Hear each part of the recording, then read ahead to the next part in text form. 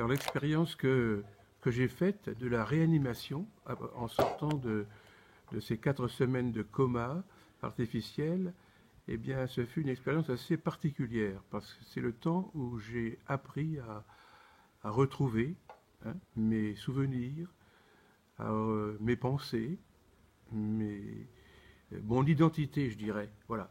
En fait, qui est-ce que j'étais? Eh bien, j'ai bien sûr assez rapidement compris que j'étais prêtre et que je venais de Beaugency et Main-sur-Loire, avec toutes les paroisses qui entourent ce grand secteur. Mais ce fut surtout le temps où j'ai découvert combien la communion des saints était quelque chose de très important et qui passait par les souvenirs et les liens, surtout les liens de relations que nous tissons tout au long de cette vie terrestre et qui nous font vivre.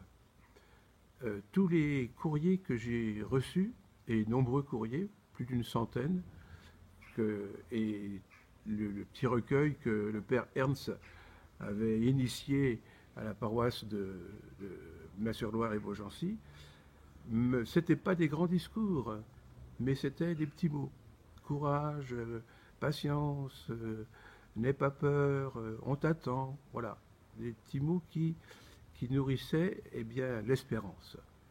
Et c'est ça qui m'a donné vraiment le coup de pouce pour en sortir. Et la volonté de vivre et de retrouver justement cette identité d'homme croyant et plein d'espérance.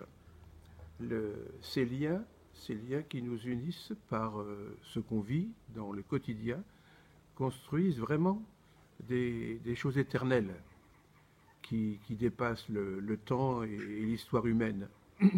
C'est notre identité, c'est ça.